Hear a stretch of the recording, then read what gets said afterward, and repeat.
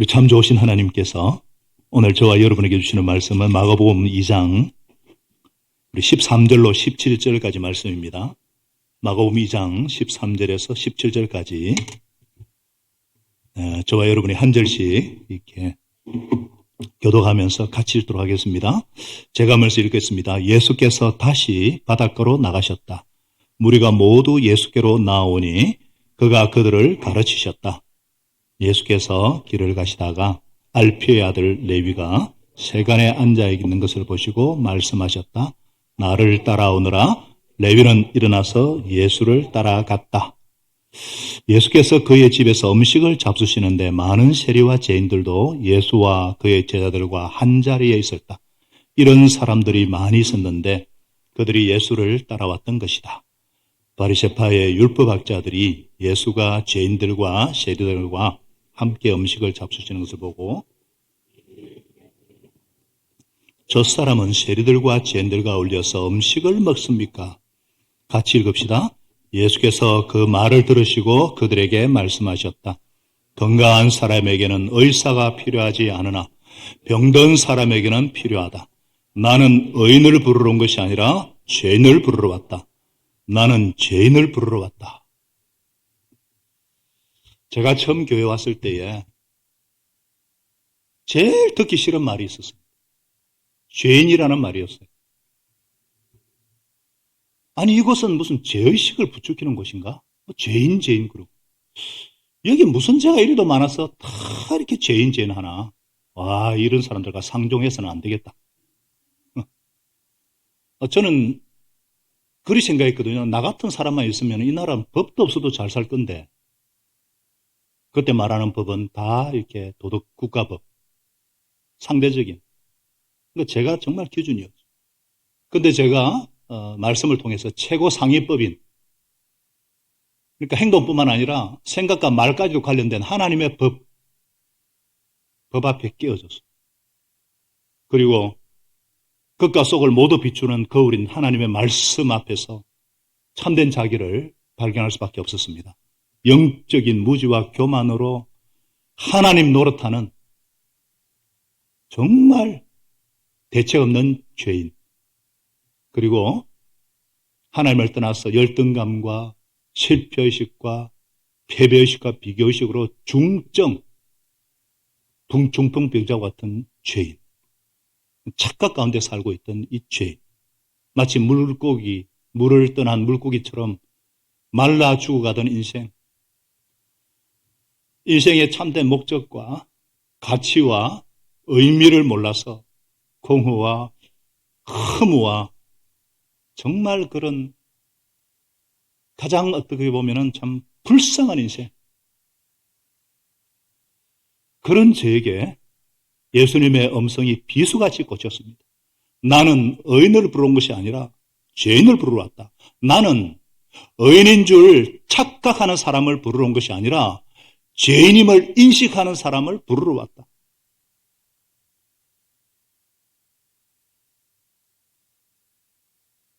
의인인 줄 착각하는 사람 부르러 온 것이 아니라 죄인임을 진정으로 인식하는 사람을 부르러 왔다. 하나님의 아들 예수님이 왜 이 땅에 오셨나? 하나님의 아들이 이 땅에 오신 목적은 바로 나 같은 죄인을 부르러 왔다는 거예요. 제가 이것을 깊이 깨닫고 정말 하나님 앞에 저 있는 모습 그대로 회개했습니다. 그런 저에게 나를 따라오느라. 제가 이 음성을 듣고 지금도 예수님을 따르고 있습니다. 할렐루야.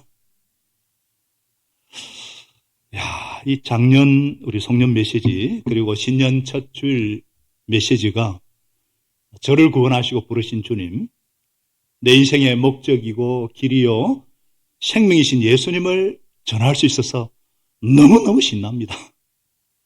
너무너무 좋습니다. 이 예수님을. 사랑하는 여러분, 누군가를 억지로 선교사로 보내면 갈까요? 안 갑니다. 목사를 어떻게 억지로 시켜요? 절대 못해요. 제가 목회자가 되어서 이 자리에 선 자체가 저를 아는 친구들은 20세기 최대의 기적이다. 제가 20세기 사람이잖아요. 여기 21세기 사람도 계시지만 진짜 제 친구들이 그런 말을 했습니다. 사람이 변하는 거 의지로 되지 않습니다. 자기 노력으로 되지 않습니다. 내 힘으로 절대 안 됩니다. 그러나 하나님의 손에 사로잡힐 때 변화됩니다. 사람을 변화시키는 것이 예수님의 주요 사역이기 때문입니다. 오늘 신년 첫 주일 예배에 본문을 통해서 저와 여러분이 주시는 하늘의 메시지, 주님의 음성이 무엇일까요? 그것은 첫째로 명의, 최고의 의사신 예수님은 죄인을 반기신다는 것입니다. 명의 되신 예수님은 죄인들을 반기신다. 다 같이 읽어볼까요? 명의이신 예수님은 죄인을 반기신다. 우리는 이게 쉽게 이해가 되죠.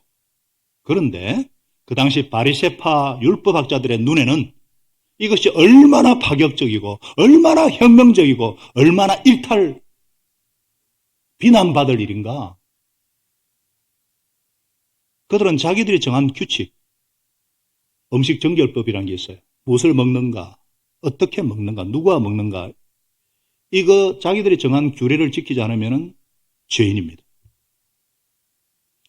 그러니까 바리새파 율법학자들이 볼 때 예수께서 죄인들과 세리들과 함께 음식을 잡수신 것을 보고 어떻게 첫사람은 세리와 죄인들과 어울려서 음식을 먹습니까? 그들의 눈에는 예수님의 거침없는 행동이 정결법 위반 행위예요. 그들이 정한 규례. 아무도 같이 앉지 않는, 누가 먹는 게 중요하거든요. 아무도 같이 앉지 않는 벌레 같은, 어떻게 짐승 같은 저들과 저런 불경건한 자들과 밥을 먹을 수 있느니까? 어떻게 이런 혁명적인 일이거든요. 우리는 하도 많이 들었습니다. 그 당시 바리새파 율법학자들, 그 특별히 경건한 자들. 그래서 직접 예수님께 비난은 못하고 아마 예수님이 들으라고 큰 소리로 제자들한테 그랬던 것 같아요. 그러자 예수님께서 그 말을 들으시고 건강한 사람에게는 의사가 필요하지 않으나 병든 사람에게는 필요하다. 나는 의인을 부르러 온 것이 아니라 죄인을 부르러 왔다. 예수님은 이 말씀을 통해서 자신이 어떤 분이시고 이 세상에 오신 목적이 무엇인지 분명하게 선언하고 있습니다. 예수님은 필요를 아시는 명이십니다. 필요를 우선시하는 의사십니다. 무슨 말이냐? 예수님은 그 사람이 인격적으로 훌륭한지 안 한지, 죄인인지 아닌지 관심 없으세요. 단 한 가지예요. 주님을 필요로 하는 사람이면 자격이나 혹은 신분에 상관없이 그 필요에 응하시는 분이십니다. 여러분, 저는 이게 얼마나 위로가 되는지 모르겠어요. 지난주 우리가 중풍병자의 그 근원적인 수치심, 그 죄책감의 문제를 먼저 제 용서를 통해 해결해 주시고 일어나 걸어가게 하신 주님이시잖아요. 우리가 살다가 보면은 내 힘으로 해결할 수 없는 어떤 어려움에 직면할 때가 있죠. 근데 가만히 보면은요, 많은 경우가 그런 어려움이 내가 하나님 앞에 순종하지 않고 하나님과의 관계, 하나님을 떠났기 때문에 생긴 어려움들이에요. 사실 이 문제를 도울 수 있는 분은 하나님밖에 없잖아요. 그래서 난감하거든요. 불순종하고 재론이란 문제인데, 사실 하나님과 관계에서 오는 문제인데, 하나님 나 지금, 그러니까 인간관계나 모든 문제가 다 발생되는 거거든요. 하나님 나 좀 도와주세요. 이게 참 너무 뻔뻔하게 느껴질 때가 있어요. 그럼에도 염려하지 않을 수 있는 것은, 그럼에도 예수님께 나올 수 있는 것은, 주님 우리가 좀 실수하고 좀 불순종해서 그런 결과가 생겼다? 멀리 떠나서 그렇다? 그거 개의치 않으십니다. 우리 필요를 우선시하시고 우리가 도움이 필요할 때 우선적으로 도우시는 하나님이시기 때문이에요. 왜? 왜냐하면 의사이기 때문이에요. 의사 중에 의사인 명의시기 때문이에요. 우리 교회도 의사분들이 계시지만 의사들이 그렇잖아요. 응급실에 어떤 사람이 막 칼에 맞아가 실려와서 싸움 하든지 칼부림이 나는지 모르겠지만 피를 철철철 흘리는데 응급실에 온 그 사람 보고 의사가 누가 피해자, 누가 범죄자입니까? 물어봅니까? 안 묻잖아요.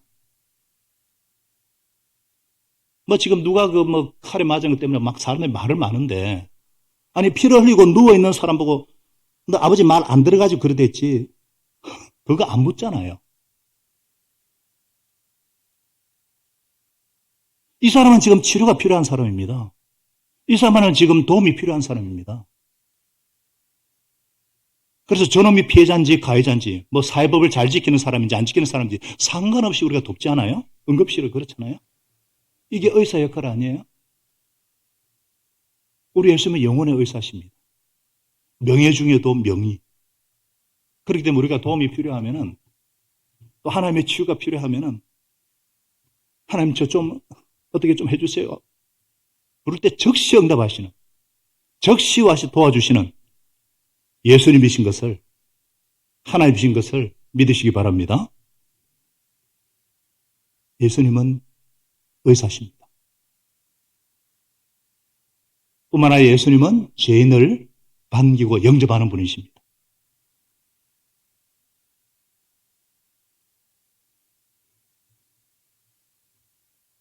우리가 한 번씩 죄가 많다고 느낄 때가 있잖아요. 그렇게 느끼는 분이라면 예수님께 오면은요, 너무너무 좋아하실 겁니다. 너무너무 반가워하실 겁니다.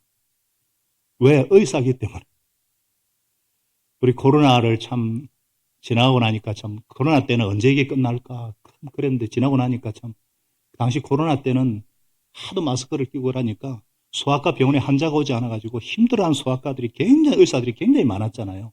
지금은 독감 때문에 지금 정반대가 되지만 의사가 존재하는 의미가 뭐예요? 의사는요, 환자들이 와야 되고 환자들을 살피고 환자들을 치료하고 환자들을 건강하게 회복시키는 것이 의사들의 존재 의미예요. 예수님은 만병통치 전문의로 이 땅에 오셨어요. 그렇기 때문에 어떤 사람은 나는 죄가 많아서 나는 참 좀 납사하고 난 뒤에 교회 나오겠다. 난 지금 제가 말한 교회 못 나오겠다. 그 핑계죠, 핑계. 진심으로 그렇게 느낀다면 편하게 나오셔야죠. 예수님은 중환자를 찾으십니다. 큰 죄인을 반기십니다. 의인이 아니라 죄인을 부르왔기 때문에 그래서 나는 죄가 많다 깨닫는 사람은 축복받은 사람입니다. 그걸 정말 깨닫는 사람은 복받은 사람입니다. 진짜 문제가 뭐예요? 죄가 없다고 하는 사람. 없어서 그러면 좋은데 있으면서도 없다 그러고 의인으로 착각을 하면은 이건 진짜 문제죠. 성경에 분명히 의인은 없다, 한 사람도 없다고 분명히 선언하고 있는데 아이고 없다 그러고 의인이라고 착각하면은 이런 사람은 예수님도 도리가 없어요. 예를 한번 들어볼까요? 요즘 워낙에 이제는 이제 3명이 아니라 2명 중에 하나 암인데 내 몸에 암 초기 증세가 나타났어요. 지금 고치면 살 수 있어요. 근데 시간을 놓치면은 이게 다 퍼져서 죽을 지경이 됩니다. 그런데도 본인이 내가 암에 걸렸네. 내가 치료받아야지.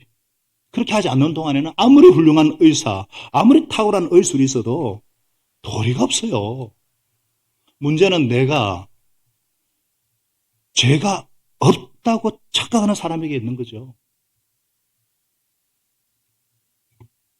그래서 나는 정말 죄인이야, 죄가 많아 느껴지시면 예수님께로 오시기 바랍니다. 반가워하실 것입니다. 기뻐하실 것입니다. 예수님은 죄인을 반기고 영접하는 긍휼이 풍성하신 하나님이시기 때문입니다.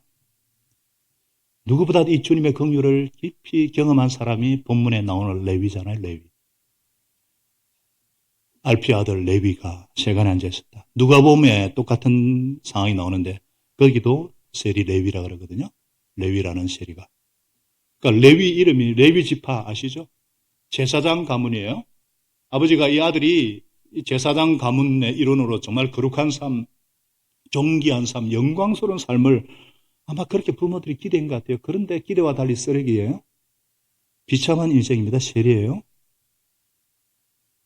그 마음의 상함을 보시고 예수님이 부르셔서 나중에 마태, 하나님의 선물이라는 이름이거든요. 마태라는 사람으로 바뀌죠.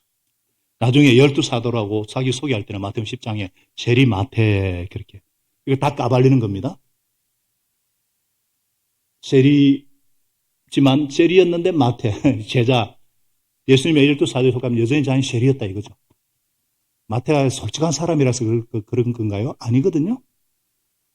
우리도 오픈할 만한 것만 오픈하지 오픈 잘 안 하잖아요. 오픈했다는 건 뭐예요? 이미 해결되었다는 뜻이에요. 수치심과 열등감과 해결되었다는 거죠. 안 드러내도 되는 자기를 드러냈다. 이런 기쁨으로 세리 마태였다는 거, 이런 감격을 유지할 수 있던 비결이 무엇일까? 마태복음 9장에는 본문에 없는 게 나와요. 9장 12, 23절 사이에 너는 가서 내가 바라는 것은 긍휼, 자비요, 희생제물이 아니다 하신 말씀이 무슨 뜻인지 배워라. 나는 의인을 부르러 온 것이 아니요 죄인을 부르러 왔다. 12절은 똑같아요. 그 욕 사이에 욕이 딱 있어요. 늘 주님의 자비와 긍휼을 붙들었다는 것. 겸손했고 그러니까 은혜가 살아있습니다. 여러분 하나님의 임재 앞에 나올 때 또 말씀 앞에 설 때 언제든지 은혜가 새롭게 돋아나는 분들은 겸손한 분들이에요. 마음이 가난한 자는 복이 있는 거예요. 일생 마태는 이 임마누엘의 은혜를 긍휼을 늘 붙잡았거든요.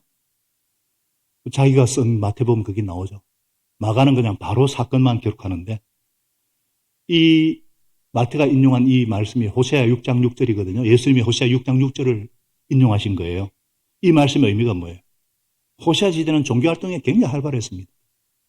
하나님께 제사 지내고 막 종교적인 제의들이 얼마나 많았는지. 근데 하나님이 호세아를 통해서 이 말씀 주신 목적이 뭐냐? 너희들 종교활동 열심히 하는데 어떻게 그렇게 내 마음 모르느냐? 내가 원하는 것은 자비고 긍휼인데 어떻게 그렇게 모르느냐? 예수님이 이 말씀을 인용한 이유가 있잖아요. 율법학자들이 규례를 지키고 종교활동은 열심히 하고 그걸로 막 사람들을 정죄하고 비판하는데 어떻게 하나님의 손을 모르느냐? 어떻게 하나님의 손을 모르느냐 이 말이에요. 하나님의 마음, 하나님의 손이 뭐예요? 죄인을 긍휼히 여기고 죄인을 구원하는 거거든요. 그래서 예수님이 오셔서 분명히 선포합니다. 나는 죄인을 부르러 왔다 이거예요. 죄인을 부르러 왔다. 예수님이 땅에 오신 목적입니다. 예수님의 주요 특기가 이거예요. 쓸모없는 사람 불러서 쓸모 있는 사람으로 만드시는 거예요. 수치심에 빠진 사람을 구원해서 영광스러운 자리로 올려주시는 분이세요. 무의미한 삶을 사는 사람을 붙잡아서 의미 있는 삶, 가치 있는 삶을 살게 해주시는 분이에요. 우리 예수님의 특별한 진리예요. 특별한 스페셜리티, 특징이에요. 그러니까 있는 모습 그대로, 병든 모습 그대로 예수님께 나아가시는 여러분과 제가 될 수 있기를 바랍니다.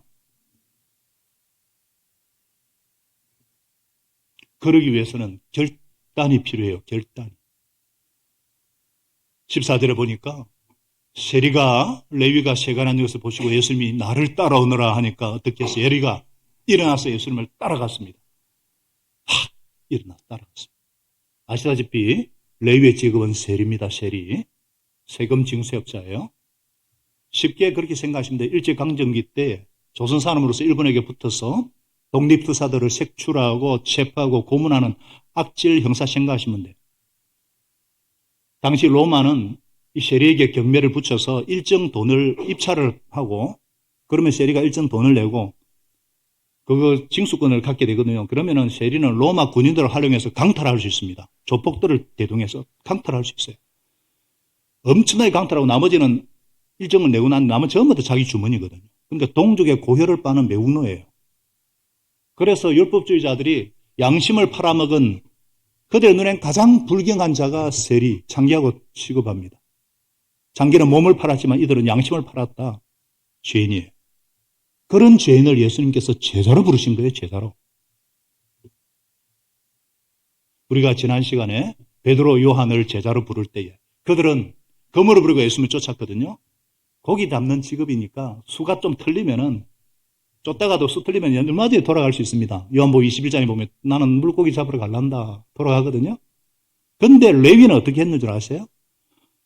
누가 보면은 모든 것을 버려두고 일어나서 예수님을 따라갔다 그랬어요. 레위는 돈이 꽤 있었을 거예요. 재물이 꽤 있었을 겁니다. 손가락질을 받아도 유익이 되는 아주 유익이 많이 남는 직책이 세리라는 직책이에요. 세무고시 합격해야 됩니다. 세관의 세리는 몇 개국은 넘통해야 됩니다. 당시에. 근데 이 좋은 직장을 세무서장이라 할 수 있는 사교는 세무서장이라면 이 사람은 정말 고급이거든요. 통관세 받는 세리는 더 특별합니다. 손가락질을 받지만은 유익이 남는 이 직책을 누가 끝까지 붙들고 누가 기다려 주겠어요? 이거 다 버렸습니다. 뒤돌아보지 않고 예수님을 따라간 거예요. 야, 어떻게 이렇게 될 수 있었을까? 제가 어떻게 예수님을 직접 쫓아올 수 있었을까? 계속 묵상을 하다가 14절에 답이 있어요. 알피오 아들 레위가 세가라 앉아 있는 것을 보시고, 그래서 보시고 죄인을 보시는 예수님의 눈길, 레위의 눈과 예수님의 눈이 마주치지 않았겠어요? 그 눈길에 감동되지 않았을까? 존경을 못 받는다면 돈이나 벌자, 권력의 아부에서 붙어서 살자. 그럴수록 더 깊은 고독과 외로움, 그 느꼈을 거죠. 부모가 지어준 좋은 이름 레위가 있는데 원치 않게 세리, 나쁜 놈, 죽일 놈, 벼락마다 뒤질 놈, 자기 이름 자기도 자기가 싫은 거예요. 왜 이렇게 살아야 돼?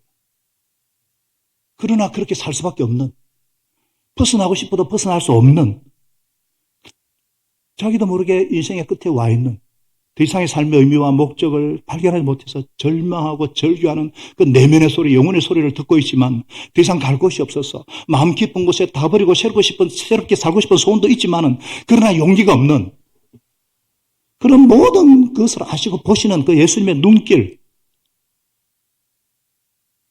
아마도 그 예수님의 눈길, 예수님의 얼굴을 보는 순간 어떤 하늘의 영적 권위를 느꼈을 거예요. 죄가 전혀 없으신 하늘의 왕, 인자이신 예수님. 여러분, 죄인이 죄가 없는 사람의 얼굴을 보면 그 상상이 되겠습니까? 우리 얼굴은 수없이 변하고요. 우리 마음은 수없이 변하지만 그 예수님의 그 인자하신 얼굴. 제가 1세기 가장 부러운 것은, 1세기 제자들이 부러운 것은 예수님을 본 그 눈길이에요. 예수님의 눈길이에요. 예수님의 얼굴이에요. 우리 하늘나라 가면 보겠지만 요한계시록도 잠깐 나오지만은 그 아싸하고 그 긍휼이, 그 풍성하신, 그 다정하신 그 눈길, 현재를 보지 않고 미래를 보시는 그 눈길. 미래는 아무도 가본 사람이 없어요. 미래는 우리가 어떻게 변화될지도 몰라요. 우리는 언제나 현재를 보고 판단하고 좋아하고 화내고 흥분하고, 예수님은 미래를 보시거든요. 비록 세리고 모든 것을 돈으로 보지만 그가 앞으로 주님을 따르는 위대한 제자, 마태가 될 것을 보신 거예요. 우리는 얼마나 사람을 볼 때 함부로 그 모습 보고 판단하기 쉽습니까? 얼마나 위대한 사람이 될지 아무도 몰라요. 저는 지난 신년 특별 새벽 기도할 때 깜짝 놀랐어요. 제가 밤늦게 말씀 묵상하고 있는데 반주를 연습하고 있는 형제가 있어요. 10시가 넘었는데 집에를 안 가. 왜? 잔대요. 새벽 기도 참석하려고. 일정 잠옷실에서 그래 자고 새벽 기도 반주를 하더라고. 얼마나 교회를 사랑하고 주님을 사랑, 자기 자원했다 그래요. 깜짝 놀랐어요. 어릴 때부터 이 형제는 아토피로 고생을 하고 기도를 많이 받았어요. 하나님의 사랑을 많이 체험했고 교회 사랑을 많이 체험했어요. 다 잘해요. 드럼도 잘 치고 피아노도 잘 치고 다 잘해요. 공부만 잘하면 그건 나중에 하면 되고. 저는 이 아들의 미래가 너무 궁금한 거예요. 저 친구가 얼마나 수많은 영혼들을 섬길 목자가 될 것인가. 여러분, 레위는 자기를 보시는 그 주님의 눈길에서 근접할 수 없는 어떤 신비감에 빨려 들어가는, 저분과 대화하고 싶다. 저분을 만나고 싶다. 빨려 들어가고 싶은 사람이 있잖아요. 그분의 얼굴을 보면 모든 걸 막 다 얘기하고 싶고, 막 날 안아줄 것 같고, 막 무슨 말을 해도 다 들어줄 것 같은, 그걸 느낀 거예요. 왜 따랐을까요? 세리만큼 사람 의심하는 사람도 없었을 거예요. 돈 외에는 무슨 말해도 믿지 않는 사람인데, 여기에 어떤 인간의 한계와 틀이 있잖아요. 근데 예수님은 전혀 그러지 않을 것 같아요. 저분을 따라가면 내 인생에 뭔가 변화가 일어날 것 같아요. 절망해보고 고독해 본 자만이 느끼는 것임죠. 그래, 저분이 나를 불러준다면 따라가야지. 나도 저 무리에 속하고 싶다. 이미 천진난만하게 따르는 4명의 제자들이 있었잖아. 나도 저 무리에 속하고 싶다.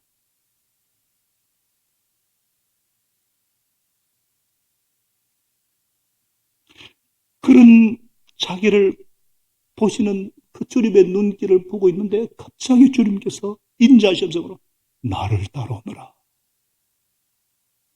레위는 자기도 모르게 벌떡 일어났습니다. 여러분, 예배 때나 어떤 부흥회 가서 예수님을 믿기로 작정한 사람들 일어나시라 그러면 전부 다 생각이 많아서 누가 볼까봐, 오늘 예수 믿는다 했다가 내일 배신할까봐 막 복잡해가지고, 레위는 그거 단순하게 영접했어요. 단순하게. 제가 어떤 분의 얘기를 들었어요. 막 부흥회에서 막 누가 헌신 초청을 하는데 누가 막 자기를 뒤에서 막 밀대요. 막 나가봤는데 아무도 안 밀었어. 그때 눈물이 확 나는 거야. 성령님이 나를 밀으셨구나. 성령님이 나를 이루셨구나. 그래서 앞으로 나가 무릎 꿇고 헌신해가지고 위대한 삶을 사는 분들이 있어요. 자기도 모르게 레위는 펄떡 일어난 거예요.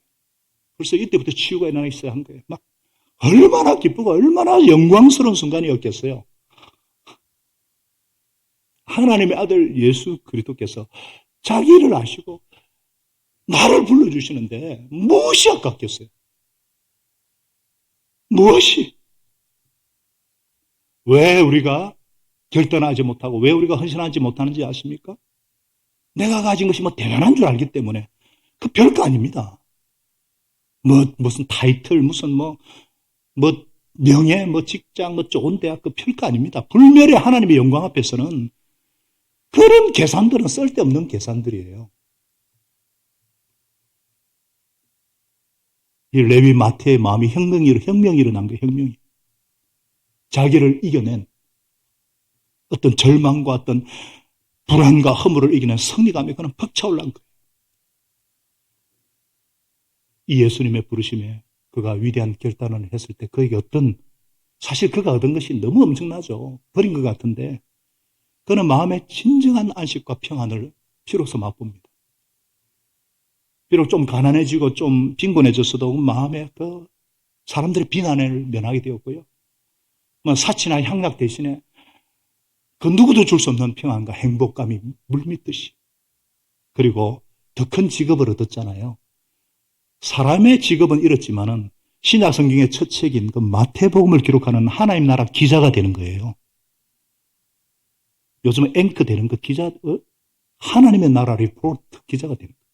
영원한 명성, 불멸의 이름, 불멸의 인물이 됩니다. 구원 역사에 위대한 성마태가 되는 거예요. 여러분, 사람을 바꾸시는 예수님의 능력, 하나님의 능력이 얼마나 놀랍습니까? 예수님의 권세인 줄 믿습니다. 베드로도 보십시오. 충동적인 어른 베드로를 부르셔가지고 반석이라는 별명을 지어주시는, 마침내 교회 반석으로 세우시는 예수님. 요한도 그렇잖아요. 우리의 아들이라는. 그를 변화시켜서 사랑의 사도로 세우셨잖아요. 사람을 변화시키는 것이 예수님의 주된 사역입니다. 이 레위가 예수님의 그 부름을 받은 해에 뭐 했을 것 같습니까? 뭐 했겠어요? 본문에 나와 있잖아요. 잔치를 벌린 거예요. 잔치 축제. 평소 같이 다니는 친구들을 막 다 집을 불렀습니다. 미칠 것 같으니까. 야, 다 오라. 예수님도 부르고 집에서 음식을 잡수는데 마가는 핵심만 쓰지만은 누가 하나 다른 데 보면은 잔치를 벌입니다. 많은 세리와 죄인들이 다 예수님과 함께 한 자리에 모였어요. 이런 사람들이 많이 있었습니다. 예수를 따라왔던 것이다. 마태 얼굴에는 형용할 수 없는 있던 기쁨이 물밀듯이. 여러분, 무슨 잔치를 할 때 주인의 얼굴이 기뻐야지 막 죽을 상이다. 그럼 잔치 망치는 거예요. 이 잔치는 천국 잔치의 모형이에요. 이상적인 교회를 여러분 무엇이라고 생각하십니까? 이상적인 교회에 대해서 어떻게 상상하십니까? 많은 죄인들이 예수님과 함께 하는 이것이 집에서 모이는 교회의 참 모습인 줄 믿으시기 바랍니다. 마태의 집에서 천국 잔치가 벌어진 거예요. 우리가 교회에 왜 옵니까? 목장에 왜 모이는 거예요? 화를 좀 참으려고요? 밥 한 끼 얻어먹으려고? 아니잖아요. 교회는 건물이 아닙니다. 이런 아름다운 교회, 이런 기쁨 있는 교회, 이런 감동 있는 교회, 내가 가진 것을 다 내어놓고 싶은 교회, 그래서 이 땅에서 천국을 경험하는 교회, 우리 교회도 이렇게 되었으면 좋겠습니다. 우리 목장이 이렇게 되었으면 좋겠습니다. 선주 같은 아이도, 이선주 같은 아이도 마음껏 존재 자체로 사랑받고, 웃고,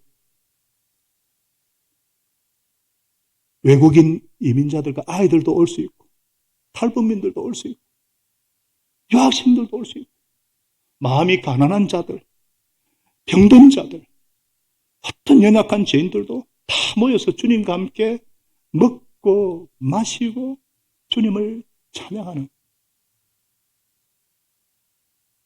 그런 교회가 되었으면 좋겠습니다. 우리 안에 우리를 통해서 이런 놀라운 일을 행하실 주님을 찬양합니다. 주님을 믿습니다. 이런 분위기가 정반대로 종교적인 지식이 많은 사람, 자기 생각과 자기 이데올로기에 빠진 사람은 기쁘지가 않습니다. 편하지가 않아요. 이 율법학자들, 사람은요, 똑같은 장면을 보고도 누구는 기뻐할 수 있는데 누구는 판단하고 정죄. 하나님께서 우리에게 주시는 메시지가 이겁니다. 우리는 어느 쪽인가? 분명히 예수님은 나는 죄인을 부르러 왔다 그랬는데 이것이 복음의 핵심이고 이것이 하나님 나라의 본질인데 예수님이 이 세상에 오신 목적이 바로 이것인데 죄인을 구원하러 병든 자에게 의사가 필요하시 죄인에게는 내가 필요하다. 필요를 아시고 섬기기 위해서 오셨는데 예, 그렇잖아요. 예수님의 생애 자체가 동령녀의 몸을 빌어 이 땅에 오셨고 기적과 표적과 능력을 행하시고 죄인들과 먹고 마시시고 십자가에서 고난 받으시고 부활하시고 성천하시고 지금도 죄인들 위해서 중보기도 하시고 지금도 오고 계시는 이 모든 일들은 죄인들을 위해서 죄인들을 섬기고 구원하기 위해서 처음부터 예수님의 목적 자체는 섬김이에요. 그러므로 교회는 갈등할 필요가 없어요. 교회는 고민할 필요가 없는 거예요. 우리끼리만 좋다고 우리끼리만 식사한다. 그거 교회 아니에요. 정말 식사하고 싶지 않은 사람과 식사할 수 있는 그들에게도 친구가 되어주는 그러므로 오늘 이 메시지가 신년에 우리에게 주시는 말씀이 뭐냐? 경계선을 넘으라는 거예요. 경계선을 넘으라는 겁니다. 선을 넘으신 예수님이에요. 터를 넘으신 예수님이에요. 세상과 우리는 언제부턴가 경계선이 그어져 있어요. 우리도 긋고 그들도 그어버렸어요. 예수님은 세상이 만들어 놓은 그 경계선을 넘어가 버렸어요. 예수님은 어떤 특정 그룹에 속한 분으로 규정하기 어려워요. 사람들의 예측을 넘어서서 행동하시는 분이에요. 비상식적인 분이에요. 사람을, 우리 인간이 평가하는 기준은 항상 그 모습이에요. 율법학자들은 자신들이 거룩하게 여기고 자기들의 수준과 기준에 넘어가면은 전부 다 그 모습. 예수님 보시는 관점은 달랐어요. 죄인이라는 기준이 그 모습이 아니라 안의 문제, 속의 문제. 겉은 그렇게 보여도 실제는 달랐어요. 그들의 착각이었잖아요. 중요한 관점과 기준이 무엇이냐. 예수님이 이 땅에 오신 목적을 알지 못하면 우리는 혼란에 빠지게 됩니다. 주님은 죄인을 구원하는 일로 인해서 바리새인들 비판받는 걸 두려워하지 않았습니다. 비판이 두려웠다면 죄인들과 함께 식탁에 앉지도 않았을 겁니다. 세리와 죄인들과 함께 식사함으로 쏟아진 비난을 받아들이셨어요. 한 영혼에도 더 잃어버린 자를 구원 찾는 일을 위해서라면 비난도 기꺼이 감당하셨습니다. 그리고 마침내 십자가를 지셨어요. 주님은 영혼의 의사로서 죄인들을 피하지 않으셨어요. 죄인들을 환영하시고 죄인들을 영접하시고 죄인들을 용납하셨습니다. 환대하셨습니다. 우리가 환대하지 않으면요 맹대하기도 나중에 학대하게 됩니다. 환대. 오늘날 주님께서 오신 이 목적을, 그를 따르는 우리가 교회와 연결시켜 봐야 돼요. 우리는 예수님을 따라갑니다. 우리는 예수님을 따라갑니다. 우리 교회는 예수님을 따라갑니다. 우리 목장은 예수님을 따라갑니다.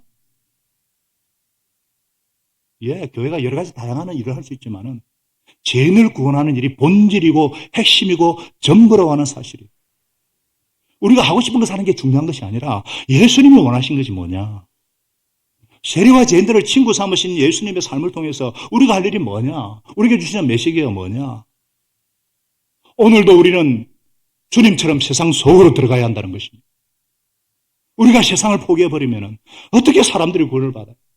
아무나 멸망하지 않고 모두에게 이르기를 바라는 것이 주님의 소원이고, 모두가 다 구원받고 진리를 아는 데 이르기를 원하는 것이 예수님의 소원인데.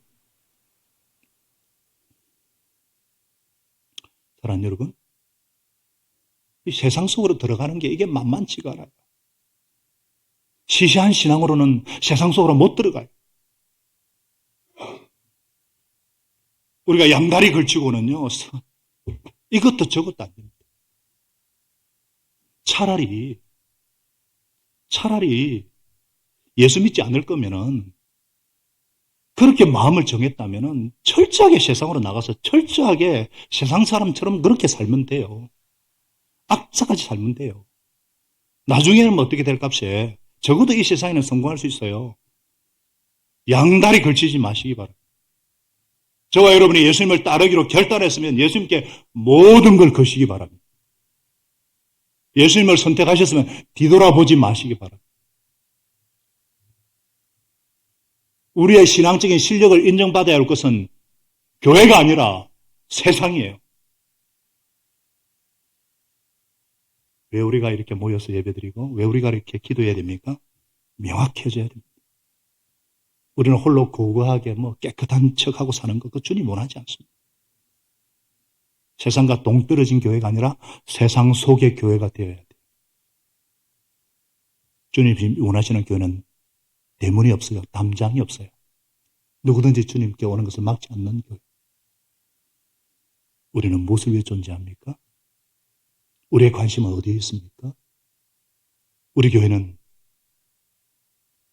누구를 위해 존재합니까? 우리가 예배드리는 이유, 목장 성경 공부하는 이유, 기도를 더 많이 해야 되는 이유는 더 많은 죄인들을 구원해내기 위해서. 그래서 주님 우리에게 가라고 말씀하십니다. 주님처럼 경계선을 넘으라고 말씀하십니다. 틀을 깨라고 말씀하십니다. 새 부대가 되라고 말씀하십니다. 죄인들의 친구가 되라고 말씀하십니다. 기도하겠습니다. 하나님 아버지, 자비와 긍휼이 풍성하신 하나님 아버지, 우리의 필요를 아시고 우리를 치료하시고 새롭게 하시는 영혼의 의사 되신 나의 구주 나의 왕 예수님, 주님은 우리에게 정말 가치 있는 삶, 정말 보람 있는 삶, 정말 없어서는 안 될 영광스러운 삶을 살게 해주시는 분이십니다. 주님, 우리가 이 주님을 따라가고 뒤돌아보지 않겠습니다. 주님 뜻대로 살기를 원합니다. 나는 의인인 줄 착각하는 사람을 부르러 온 것이 아니라 죄인임을 인식하는 사람을 부르러 왔다. 오늘 이 시간 죄인을 부르신 예수님을 나의 주로 왕으로 영접하는 역사를 이루어 주시옵소서. 우리 한 사람 한 사람 정말 가치 있는 삶, 정말 보람 있는 삶, 영원히 남는 것을 위해 살기를 원합니다. 우리 주님께서 이러한 삶을 우리에게 약속하신 것을 주님 믿어지게 하여 주옵소서. 과거를 청산할 수 있는 결단을 허락해 주시고 예수를 따르겠노라 결심하는 시간 되도록 축복하여 주시옵소서. 우리 교회가 어떤 사람도 존재 자체로 용납이 되고 수용되는 공동체, 의사로 오신 예수님 안에서 병든 자가 치유되고 죄인들이 변하여서 위대한 하나님의 사람들로 변화되어지는 하나님의 교회, 예수님의 교회로 이 새해에도 새해를 행하여 주시옵소서. 예수님의 이름으로 감사하며 기도합니다. 아멘.